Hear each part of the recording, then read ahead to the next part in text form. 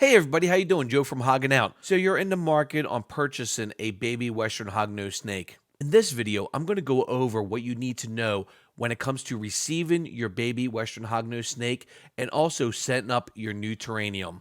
Let's do this here on Hogging Out.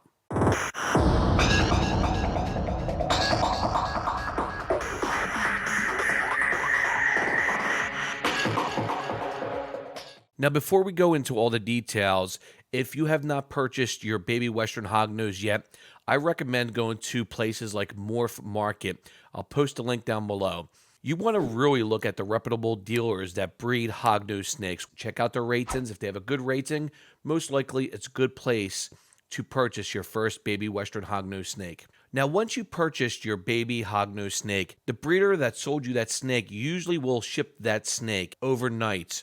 Now, if it's cold outside, most breeders will put a little heat pack in there to keep them warm. If it's really hot out, they'll put a little ice pack in there as well. Now, once you receive your baby, what I did was I unpackaged my baby, checked them out. They were very lively, all three of mine that I've received in the last 3 months. And what I did was, if it was cool out or cold out, I would put them underneath the hide on the warm side and make sure the temperature was around 88 to 90 degrees. And on the cool side, you want to make sure it's around 75 to 78 degrees. And soon we'll go over some detail on how to set up your cage for your baby hognose snake. Now, once you received your baby hognose snake, you can hold it for about a minute or two.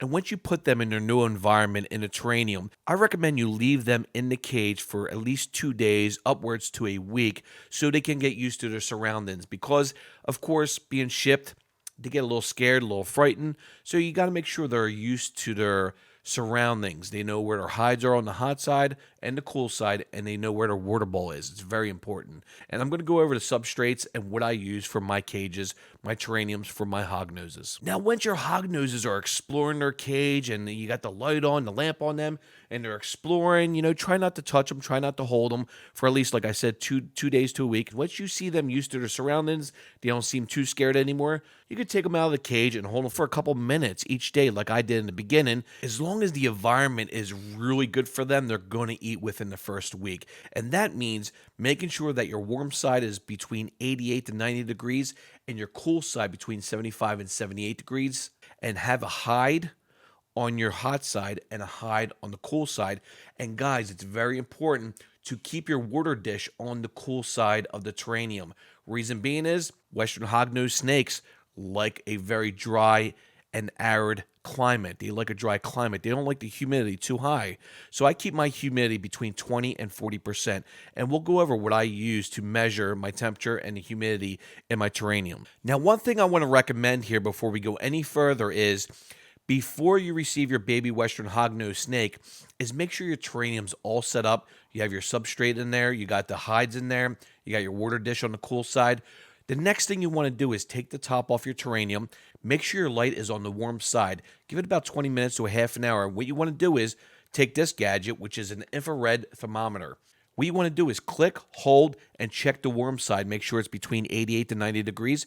Then also move over to the cool side. Check the cool side where the water's at, and make sure it's around 75 to 78 degrees. Now, if all the temperatures work out and they look great, your baby is ready for their new environment, their new enclosure, their new terrarium.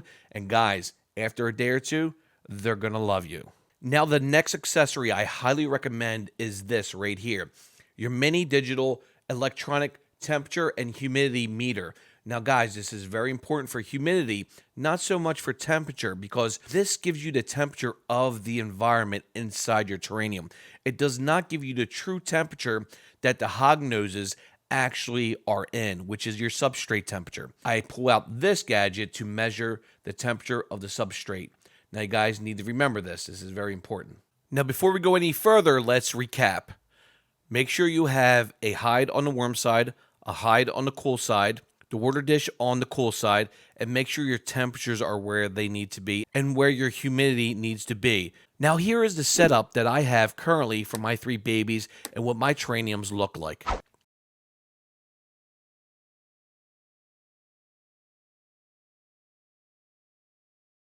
All right, everybody, let's move on to the enclosure.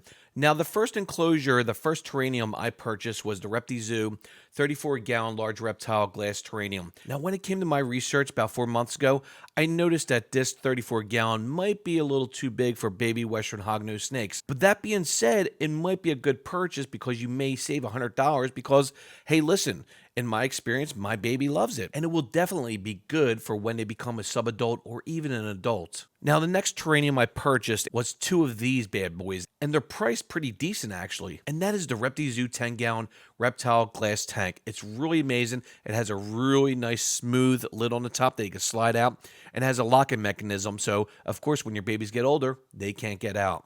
Now, if there's another thing I could highly recommend, that is your substrate. Make sure you use the correct substrate for your Western baby hognoses.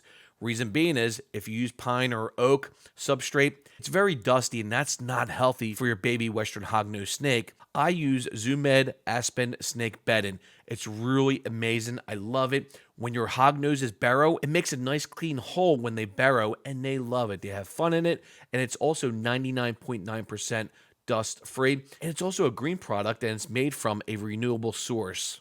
A plus, right guys? I highly recommend these accessories, but hey, it's up to you guys. I use these hides here, and I put these hides on the cool side.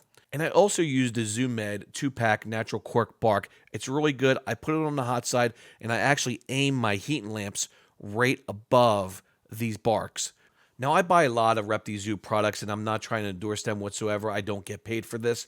But when it comes to the lamp fixtures, I use this one right here. It's the lamp hanger from ReptiZoo. It's really amazing because it's adjustable. And why is a lamp holder that's adjustable good? Well, you can actually regulate the temperature of your substrate by raising the lamp up or down. And what that does, it gives you the perfect temperature. And to go with that light fixture stand, I use ReptiZoo 2-pack 5.5 deep dish lamps. When it comes to these deep dish lamps, I use 100-watt bulbs. Reason being is, I go high because I can always regulate. If you go with 50 watts, if you put it too close to the top, you might not reach the temperature you need to be at. And the last product I recommend is a True Weight General Compact Bench Scale. It goes all the way up to 3,000 grams. I use this to weigh my baby Western hognose snakes, and I try to weigh them every 2 weeks, and it gives you a good indication if you're feeding them too much or too little. All right, everybody, there you have it. Hopefully you enjoyed this video. This is part 1, the introduction to receiving your baby hognose snake and how to set up your terrarium and the accessories you may need to make a successful environment for your brand new Western baby hognose snake.